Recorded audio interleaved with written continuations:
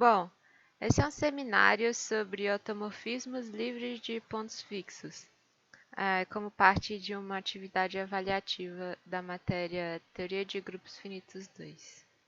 Vamos começar. Essa vai ser a ordem que os temas vão ser abordados. Primeiro, eu vou dar uma definição, as definições principais sobre o tema. Depois vou falar sobre propriedades elementares em relação a automorfismos livres de pontos fixos. Depois vou falar sobre o teorema de Thomson e em seguida vou dar as referências. O objetivo principal desse seminário é falar sobre o teorema de Thomson, um caso particular do teorema de Thomson. Então, as propriedades elementares vão ser tomadas de maneira a ajudar a provar o teorema de Thomson. Ok, vamos primeiro às definições. Primeiramente, a gente define o centralizador de um automorfismo da seguinte forma. Seja alfa um automorfismo de um grupo G, definimos o centralizador de alfa em G como centralizador de alfa em G é o conjunto dos Gzinhos em G, tal que, ao aplicar alfa em Gzinho, continua Gzinho. Ok, agora definimos um ponto fixo da seguinte forma. Um automorfismo alfa de um grupo G tem ponto fixo Gzinho pertencente a G se, ao aplicar alfa em Gzinho, eu tenho Gzinho. Assim, o centralizador do automorfismo alfa em G é o conjunto dos pontos fixos de alfa. Ok, agora vamos à definição de automorfismo livre de ponto fixo. Se o centralizador de alfa em G é igual a 1, 1 é o único ponto fixo de alfa, então alfa é chamado livre de ponto fixo. Um subgrupo de um grupo do grupo do automorfismo de G, um subgrupo H, é livre de ponto fixo se todo elemento não trivial de H é livre de ponto fixo. Então, aqui a gente define automorfismo livre de ponto fixo para um automorfismo só e depois generalizamos para um subgrupo do grupo de automorfismos. Ok. Agora vamos a propriedades elementares. Temos esse lema aqui, eu vou chamar de lema 2.1, tá? E aí ele diz: seja alfa um automorfismo livre de ponto fixo de um grupo finito G e considere alfa de ordem n. Primeira afirmação: se o MDC de I com n é igual a 1, então alfa I é livre de ponto fixo. Tá? Para provar isso, não é muito difícil. Como o MDC de I com n é igual a 1, eu sei que alfa I elevado a um casinho natural vai ser igual a alfa, para algum casinho natural. Certo? Aí a gente supõe, Suponha que alfa I, se eu aplicar o G para algum G em G, aplicando alfa I, supõe que é igual a G, para algum Gzinho em G, certo? Agora, a gente usa essa informação. Eu tenho que Gzinho aplicar alfa I, K, isso por um lado vai ser Gzinho, porque o alfa I está fixando. Mas por outro lado, isso vai ser G alfa. Como alfa é livre de ponto fixo, eu tenho que Gzinho é igual a 1. E segue que alfa I é livre de ponto fixo. Ok. O segundo ponto desse lema nos diz o seguinte: o mapeamento -1 mais alfa, que mapeia x para x-1 mais alfa igual a x-1 x alfa, é uma permutação de G. Tá? Para demonstrar isso, basta provar a injetividade. Então, a gente suponha que x-1 mais alfa é igual a 1y-1 mais alfa com x e y pertencentes ao meu grupo G. Eu aplico a definição do meu mapeamento e eu tenho que isso é x-1, y-1 e y alfa. Multiplicando a esquerda e a direita aqui por y e aqui por x alfa, eu tenho o seguinte: x alfa, y alfa menos 1, isso é igual a x, y a menos 1. Mas isso implica que x, y menos 1 alfa é igual a x, y menos 1. Como alfa é livre de pontos fixos, x, y menos 1 é igual a 1. Ou seja, x é igual a y. E aí está provado. Realmente é uma permutação de G. Ok. O próximo ponto nos diz o seguinte: se x e x alfa são conjugados, na verdade é um se somente se, x e x alfa são conjugados se e somente se x é igual a 1. Tá. Então, a volta é muito simples. Se x é igual a 1, então eles vão ser conjugados. Agora, a ida, vamos pensar nela. Suponha que x é igual a xgzinho, conjugado por gzinho, para algum gzinho em G. Ok, aplicando o lema não, a afirmação anterior, que já provamos, eu sei que, por 2, né? Eu sei que o meu gzinho, ele pode ser um y menos 1 mais alfa, porque isso aqui é uma permutação. Isso aqui vale para algum y em G. Certo? Aplicando 2, eu tenho isso. Ok, agora, aplicando o gzinho como sendo essa forma aqui, eu obtenho o seguinte. Eu obtenho que x alfa é igual a xgzinho, que é igual a x y a menos 1 y alfa. Mas isso vai ser y a menos alfa, yx, y a menos 1, y alfa. Ok, então eu tenho isso. Agora, multiplicando aqui o inverso de y menos alfa e y alfa, eu obtenho que yx, y a menos 1 aplicado em alfa vai ser igual a yx, y a menos 1. Mas isso implica, como alfa é livre de ponto fixo, que yx e y-1 é igual a 1.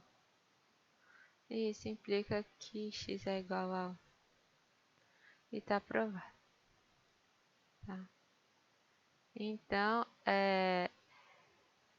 esse terceiro ponto está provado. Agora, o quarto e último ponto nos diz que x aplicado a essa aplicação aqui é igual a 1 para todo x em g. Para demonstrar essa quarta aplicação, eu tomo esse x1 mais alfa mais mais alfa elevado a n menos 1 como sendo um zzinho para o zzinho pertencente ao grupo G. Certo? Agora, aplicando alfa nos dois lados da igualdade, eu tenho o seguinte: x alfa mais alfa ao quadrado mais Aqui vai aparecer alfa n menos 1 mais, na verdade, vai ser alfa n, que é igual a 1, né? Isso aqui é igual a 1. Seria esse alfa n menos 1 aqui. Então, isso é igual a z alfa. Ok, mas essa igualdade aqui é a mesma coisa que x a menos 1 x alfa mais alfa quadrado mais mais 1 x. E isso é x a menos 1 z x. Certo? E aí, eu achei que o z aplicado a alfa é um conjugado de z. Então, pelo lema 3, o terceiro ponto desse primeiro lema, eu tenho que o z só pode ser 1. Então, isso vale. Certo? Dessa forma, esse primeiro lema está provado. Esse primeiro lema ele foi bem fácil de demonstrar e ele dá ferramentas boas para trabalhar quando for para demonstrar lemas mais complicados, o teorema de Thomson. Então, sempre vamos estar lembrando de algum dos pontos desse lema. Ok. O próximo lema, ele me diz o seguinte: seja alfa um automorfismo livre de pontos fixos de um grupo finito G. Então, para cada primo P, existe um psilo P tal que, ao aplicar alfa em P, vai ser P. Ou seja, se eu tenho um automorfismo livre de ponto fixo agindo em um grupo finito, então para cada primo eu vou ter um psilo que vai ser invariante, né? Ou como Robinson diz, admissível. Então, esse vai ser um lema bom para usar, vai dar boas ferramentas. Então, vamos à demonstração. Eu tomo um P0, um psilo, P subgrupo de silo. Então, como todos os psilos são conjugados, ao aplicar alfa em P0, eu vou continuar tendo um outro psilo, que vai ser conjugado de P0. Então, vai ser Pzinho elevado a G para algum G em G.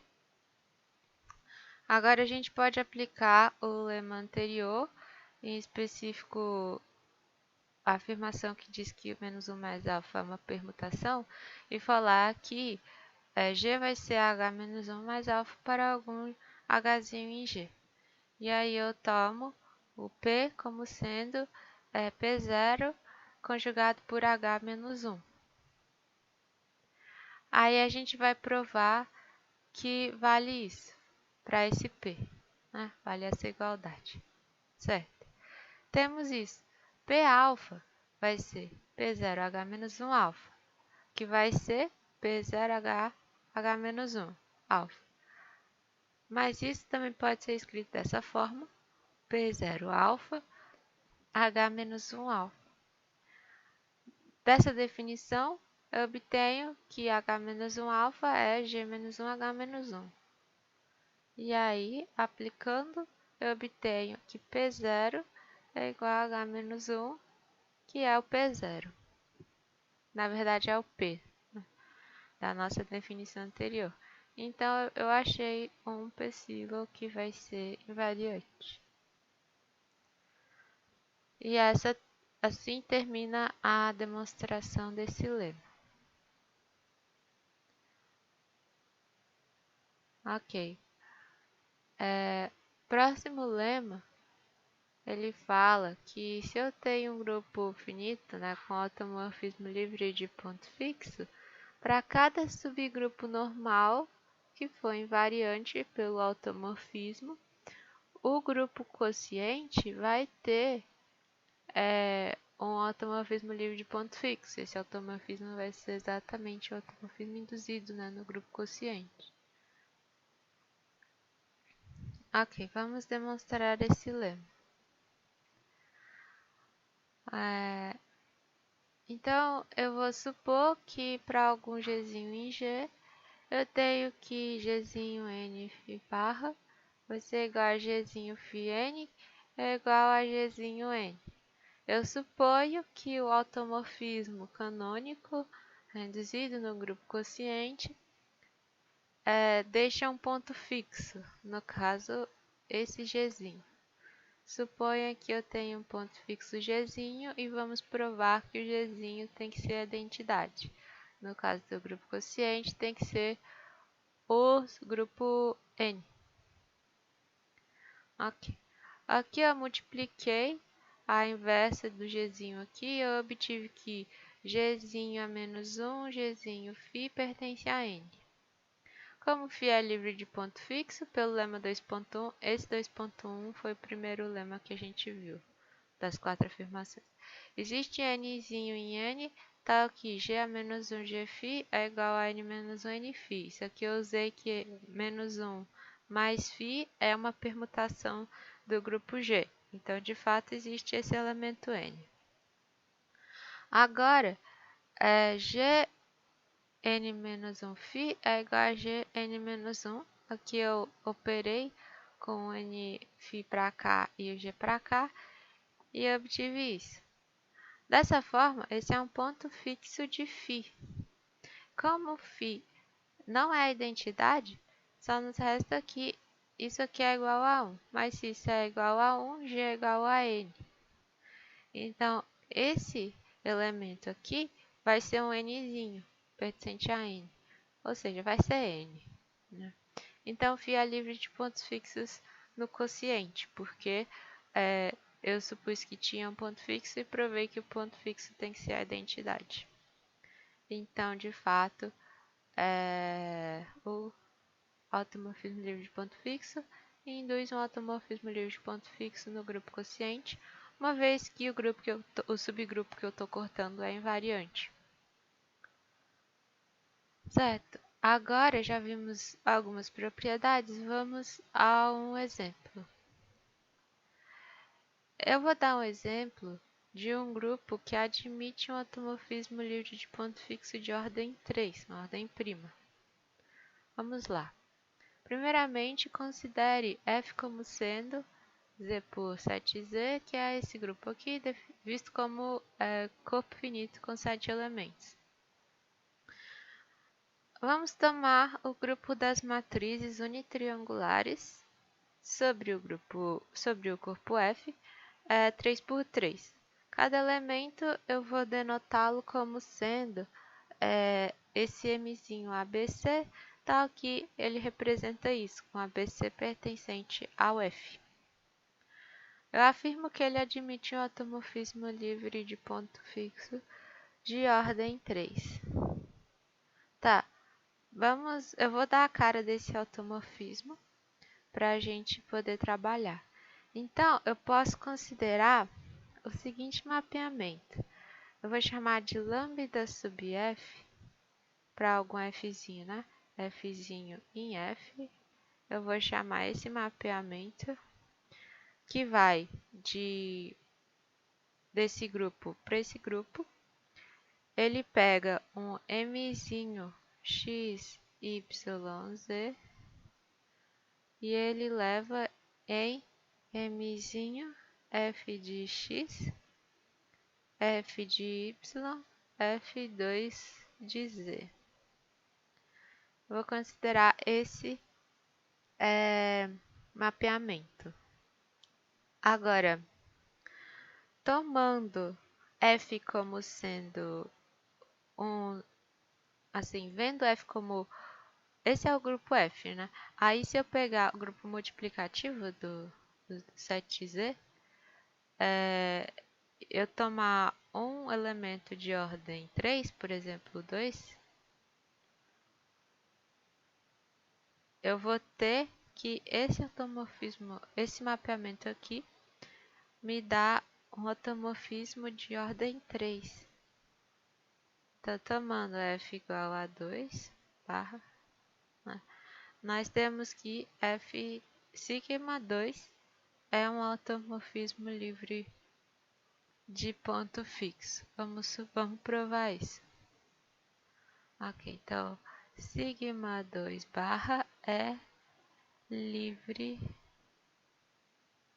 de pontos fixos. De fato, né? Se eu tiver que sigma 2 barra fixa um elemento, ou seja, mzinho de x, y, z aplicada, né? Aplicando lambda 2 barra, se isso é igual a m, x, y, z, né?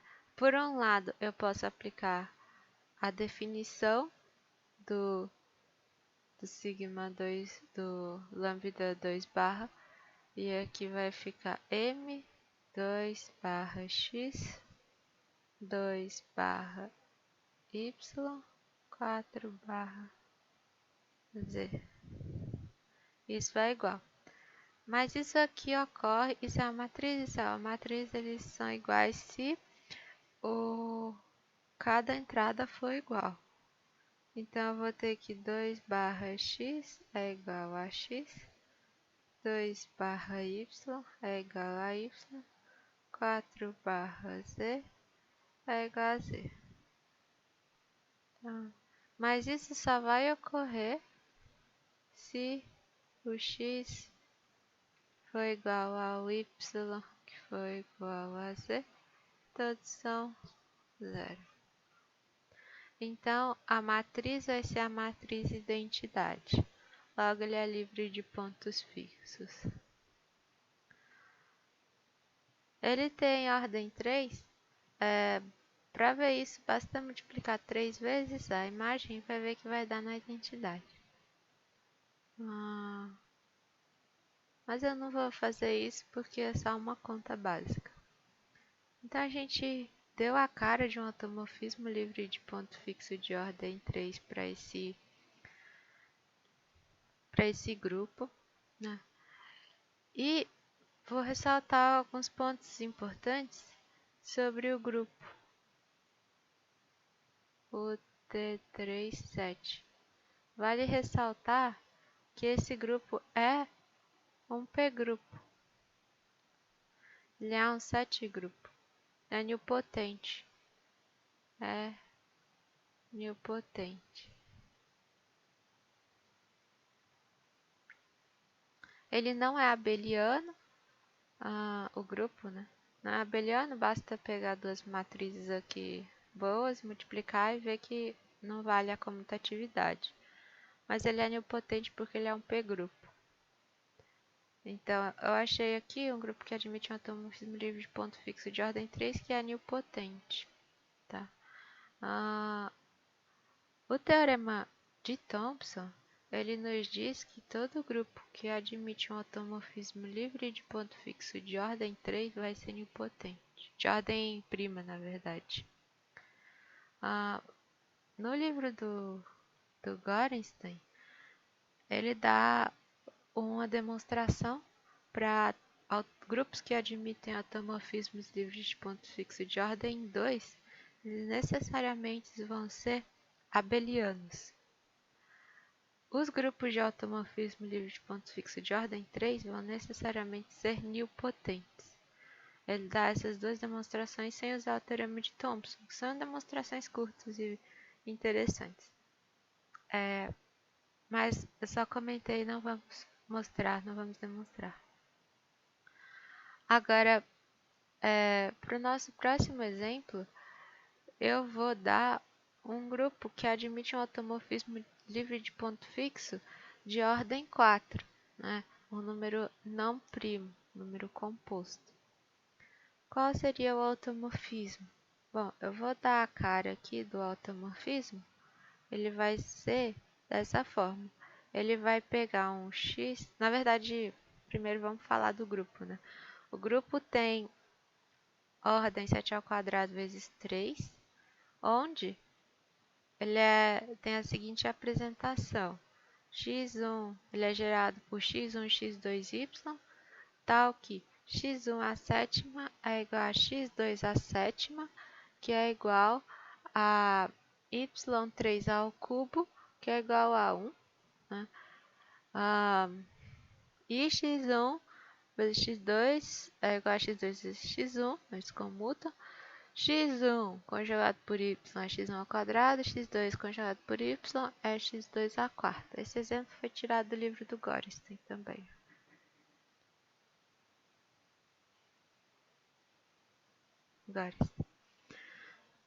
Certo.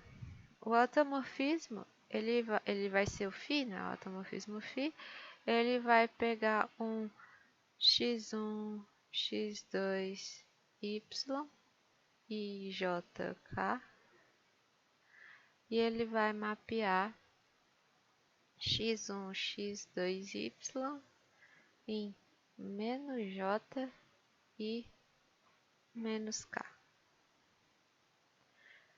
Esse vai ser o automorfismo que eu estou pegando.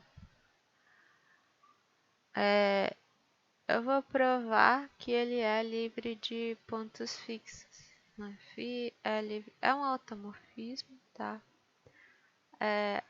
Vou mostrar que φ é livre de ponto fixo. Aqui I e J está variando entre 0 e 7. Então, I e J, na verdade, eles estão entre 0 e 6. E K está entre 0 e 2. São inteiros, né?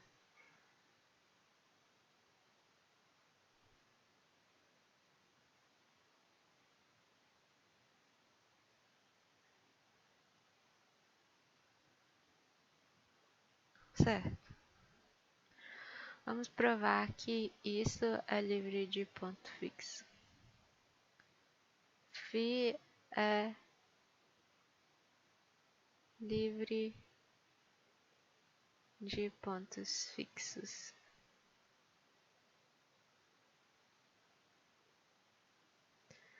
Então, de fato, suponha que ele deixa um ponto fixo.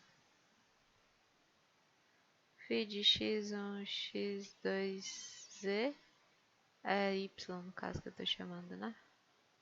É y. Opa. Y. Aqui elevado a ijk para ijk daquela forma. Se isso deixa fixo, x1 e x2j, yk, por um lado, isso aqui vai ser x1, x2, y elevado a menos j e menos k. E aí essa igualdade vale se somente se I é igual a menos j, j é igual a I e k foi igual a menos k. Disso daqui eu tenho que I é igual a J, que é igual a 0. E daqui eu tenho que K é igual a 0. Então, não, na verdade não precisa de um então. Então aqui já chega à conclusão de que é um automorfismo livre de ponto fixo. Para mostrar que ele tem ordem 4, é só aplicar 4 vezes e ver que dá a identidade, né? Ele volta para o elemento que eu comecei. Eu não vou fazer isso porque é uma conta muito básica, né? Ok. Agora, como a gente fez no exemplo anterior, vamos estudar um pouco o nosso grupo em questão. Esse grupo, pela ordem aqui, a gente vê que é um grupo solúvel.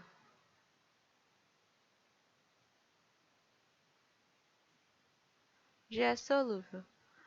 Ele é nilpotente? Bom, a resposta é não. G não é nilpotente.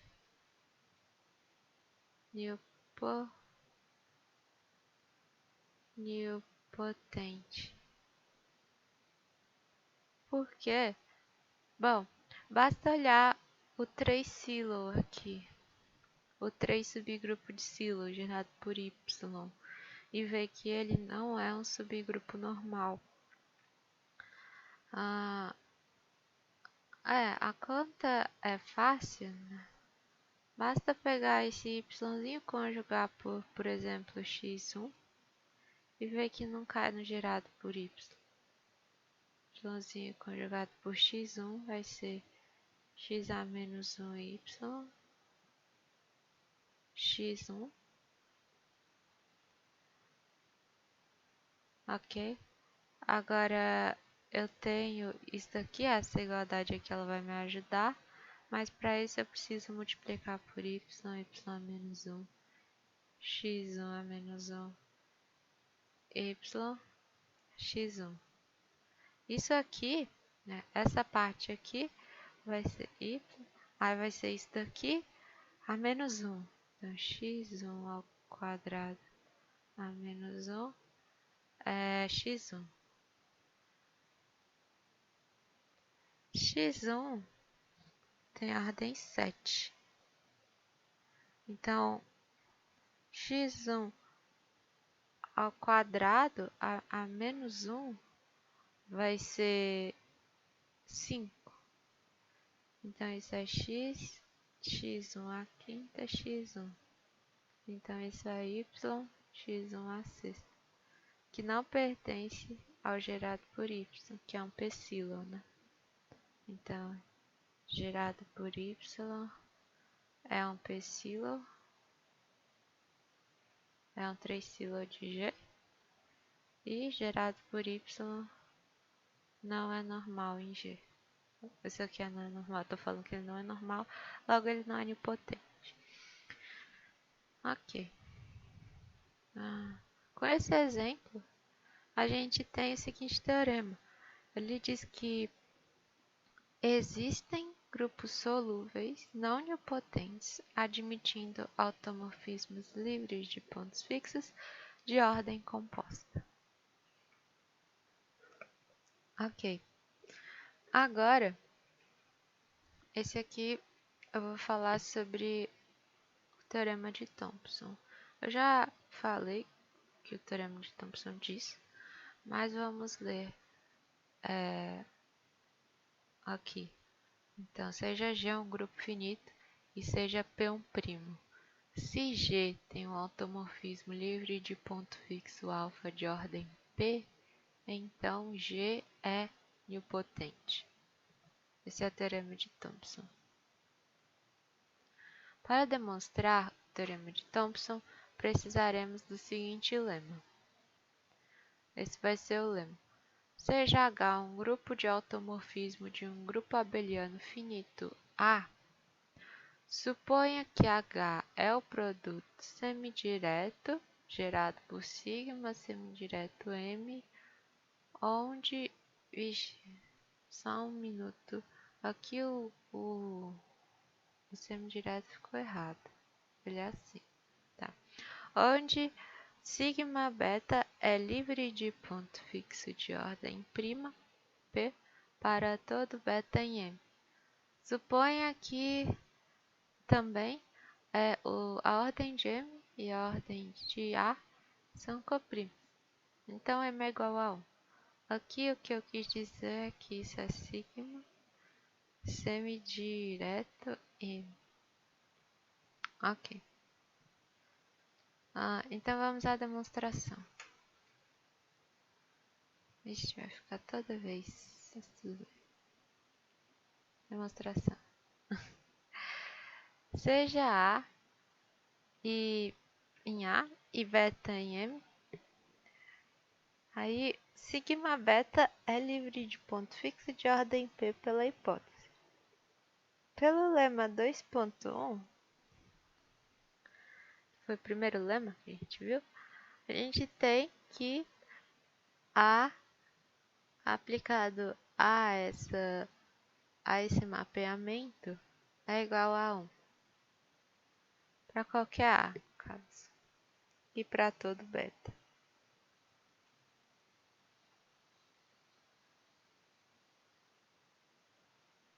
Ok. Tamanho produtório de todos os betas em M, né? Então estou multiplicando isso para todos os betas que estão em M, e esse produtório aqui eu só escrevi ele de uma maneira mais fácil de escrever. Como A é abeliano, eu posso separar esse A elevado a 1 aqui, e aí ele vai aparecer M vezes, então vai ficar A elevado à ordem de M aqui. E eu também posso trocar os produtores, porque o A é um grupo abeliano. Então, a gente tem isso aqui. Ok. Agora, vamos estudar esse lado produtório, tá? Esse sigma beta.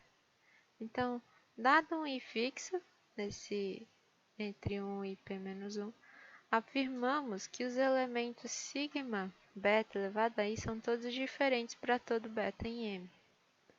Vamos provar isso. De fato, suponha que eu tenho que sigma beta I é igual a sigma beta barra I, né, para algum beta e beta barra em M. Então, o sigma beta pertence ao gerado pelo sigma beta barra. Aqui eu vou escrever que beta e beta barra pertencem em M. Certo? Isso ocorre porque o MDC de I com P é igual a 1, né? E a ordem de beta é igual a P.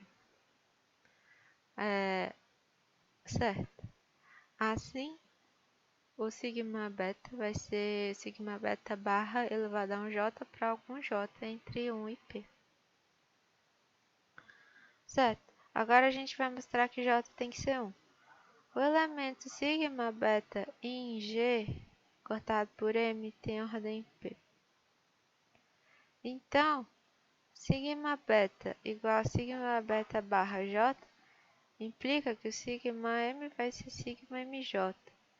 Mas então, isso já dá que J vai ser 1, pelo grupo quociente, né? Por que sigma tem ordem P? Sigma tem ordem P. Tá. Então, já foi provada a nossa afirmação. Com isso, dado um I fixo, os elementos sigma beta I contam por todos os elementos da forma sigma I beta. Dessa forma, do produtório da igualdade que a gente tinha anteriormente, eu tenho que isso vale, né? Aqui eu posso substituir o A sigma beta I por A sigma I beta, certo? Ok. Com isso, eu posso multiplicar pelo inverso de A elevado à ordem de M aqui, e eu vou ter essa igualdade. Veja aqui, aplicando beta no lado direito da igualdade, eu tenho aqui o elemento afixado. Porque aqui o beta, ele aparece, assim, aparece em todos os betas. Então, se eu multiplicar por beta, vai continuar aparecendo todos os betas. Então, esse é fixo. Então, pela igualdade anterior, aqui falta a palavra igualdade, a elevado a ordem de menos a elevado a menos a ordem de m, é fixado por beta porque o MDC da ordem de a e m é igual a 1. Como isso vale para todo A foi tomado arbitrariamente, a gente conclui que de fato M tem que ser 1. E prova o nosso lema.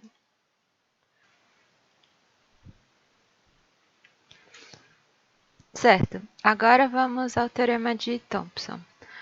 O teorema, como já foi enunciado, ele fala que todo grupo finito que admite um automorfismo livre de ponto fixo alfa de ordem prima é nilpotente. Para demonstrar esse teorema, eu vou fazer apenas a parte em que o grupo é solúvel. Tá? Então, primeiro, para demonstração, a gente vai fazer por contra-exemplo minimal. Então, suponha que o teorema é falso, considere um exemplo minimal G. Ok. Agora, o lema 2.3, ele fala que a gente tem um automorfismo alfa barra que é livre de ponto fixo no quociente G cortado pelo centro. Né? Então, o centro é trivial porque eu estou pegando o menor grupo que não é nilpotente. Caso contrário, G seria nilpotente. Certo? Bom, então a gente guarda essa informação de que o centro é trivial para achar uma contradição depois. Então, nosso objetivo vai ser achar um subgrupo de G que eu sei que não é trivial e vai estar dentro do centro, e aí eu tenho uma contradição. Ok. Esse subgrupo vai ser o A, né? Primeiramente a gente não sabe, mas eventualmente a gente vai chegar aqui, vai ser o A. Bom, mas primeiro a gente considera um subgrupo A normal, minimal, de G, tal que ele é alfa-invariante. E aí, eu vou provar que esse A ele vai ser abeliano elementar. Tá? Então, bem, ele vai ser invariante, então o comutador de A também vai ser invariante por alfa. E aí, como o A ele é minimal, ou vai ser o comutador vai ser trivial ou vai ser o A todo, mas não pode ser A todo porque eu estou pegando um grupo solúvel, né? G é solúvel, então A é solúvel. E aí aqui está o que eu acabei de dizer. Mas, isso, aí eu concluo que A é abeliano. Ok. Além disso, eu vou provar que ele vai ser que é abeliano elementar. Então, se eu pegar A aqui para algum Qzinho, aplicar alfa vai continuar sendo A aqui. E aí eu tenho que, pelo teorema de Cauchy, isso aqui vai ser diferente do próprio A. Né? Então, vai ter que ser 1. Aí, eu acho que ele é aqui abeliano elementar. Ok. Agora, eu tenho que o G não pode ser só o A, né? Não pode ser igual a A porque ele seria nilpotente. Eu estou pegando um grupo que não é nilpotente. Logo, eu sei que existe um outro primo diferente de Q que divide a ordem de G. Ok? Então, eu considero esse R, um R silon, né? Do grupo G, já que existe um R que divide a ordem G, que seja alfa invariante, que existe, a gente já provou que existe tal subgrupo. Agora a pergunta é, o R pode ser igual à ordem do automorfismo? E a resposta é não. Se a gente supor que ele é igual, no produto semidireto de R com o gerado pelo automorfismo alfa, o R vai ser normal, né, no semidireto, e ele tem a interseção não trivial com o centro. Assim, esse elemento do centro vai ser um elemento que é um ponto fixo de alfa, o que não pode ocorrer, porque alfa é livre de ponto fixo. Então, eu já tenho que P, Q e R são todos primos distintos. Agora vamos estudar o grupo A vezes o subgrupo A vezes R. Tá? A gente quer provar que o G todo vai ser o grupo A vezes R. Então, a gente supõe que é diferente e acha alguma contradição. Então, suponha que A vezes R é diferente de G. Eu sei que A vezes R é invariante por alfa, então A vezes R alfa é A vezes R. E aí, pela minimalidade de G, eu tenho que AR é nilpotente. E aí, como o R é oscilo, ele é característico em A vezes R, que é normal em G, e eu tenho que R é normal em G. Eu tenho dois subgrupos normais de G, que é A e R, e eles são invariantes por alfa. Além disso, A inter R é igual a 1, porque o A ele é aqui a abeliana elementar e o R é um R silo, né? Então eles têm a interseção trivial. Ok, agora o argumento vai ser o seguinte: eu vou pegar o G cortado por A e o G cortado por R, pegar o produto, eu vou chamar isso de G barra A e G barra R respectivamente, e eu vou pegar o produto direto de G A barra com G R barra. Ele vai ser nilpotente, a gente já provou que, bom, o G cortado por A e o G cortado por R são nilpotentes, pela minimalidade de G de novo, e o produto direto de dois grupos nilpotentes é nilpotente. A gente define esse mapeamento psi, que pega um x em G e leva nesse par. Isso define o automorfismo de G para o produto direto, né? E aí, bom, isso vai definir o homomorfismo e o núcleo vai ser trivial, porque a interseção de A com R é 1, então AX RX é igual a AR, né? Se o X pertence a X pertence a R, então X é 1. Então, o meu homomorfismo psi é injetivo e ele mapeia G, né, pelo teorema do homomorfismo, em um subgrupo de G barra A direto G barra R. E aí, a imagem vai ser nilpotente, então G também vai ser nilpotente, o que contradiz a escolha de G. Eu peguei um G que não era nilpotente, então eu achei a minha contradição. Logo, o meu grupo vai ser A vezes R. Certo. Agora, a gente vai argumentar de forma que, bom, primeiramente eu pego sigma restrição de alfa no subgrupo A. Né? E eu considero M o grupo de automorfismos de A que são conjugações por elementos de R. É normal, né? Então, se eu chamar de H o gerado por sigma e M, que vai ser o semidireto de gerado por sigma com M, que é um subgrupo do automorfismo de A, né? Agora eu quero mostrar que esse H satisfaz as condições do lema 3.2, que é o lema que a gente acabou de provar. E aí, eu vou achar que vai ter que ser um com alguns argumentos e eu vou ter uma contradição. Mas o nosso ponto agora é provar que esse H ele satisfaz as condições. Certo. Agora, eu considero Gzinho em R tal que G a tal pertence a M. É o automorfismo induzido por conjugação por Gzinho em A. A gente afirma que sigma G tal é conjugado de sigma. E isso já é suficiente para mostrar que sigma G tal é automorfismo de ponto fixo de ordem P, que é exatamente as hipóteses do lema. Certo, então eu pego alfa a menos 1, ele é livre de ponto fixo em R, então eu posso encontrar um Rzinho em R, tal que G, alfa menos 1 é R a menos 1, alfa menos 1. Ok, agora, aplicando alfa, a gente tem que G alfa menos 1, alfa vai ser igual a R a menos 1 mais alfa menos 1, alfa, certo? Ou seja, o G ele é igual a R menos alfa mais... Ok. Agora,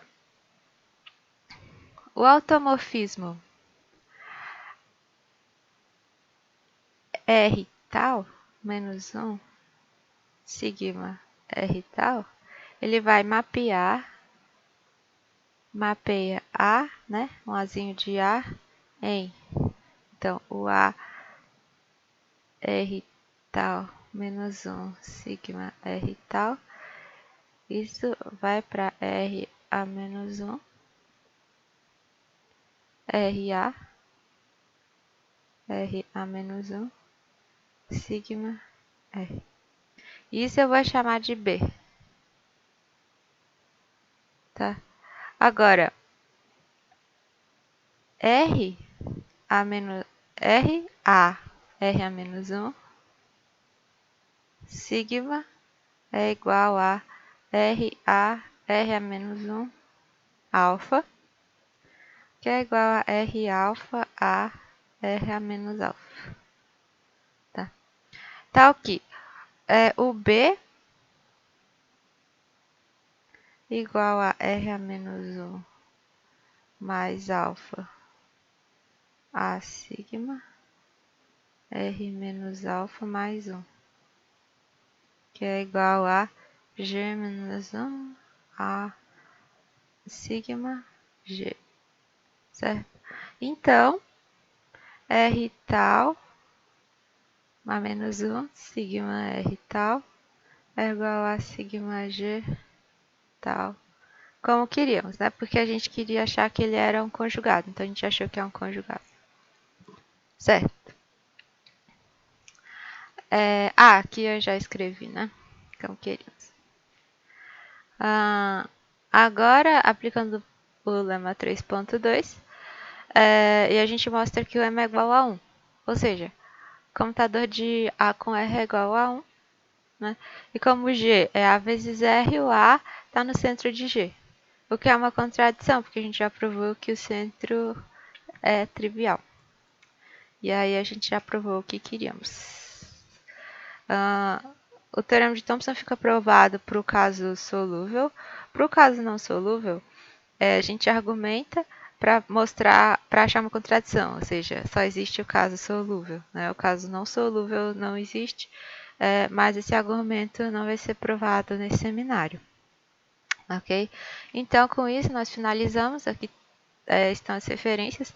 Eu usei o livro do Robinson, principalmente, no capítulo 10, mas eu também usei o livro do Goriston, Finite Groups, que eu acho que é também o capítulo 10, que ele dá uns exemplos bons.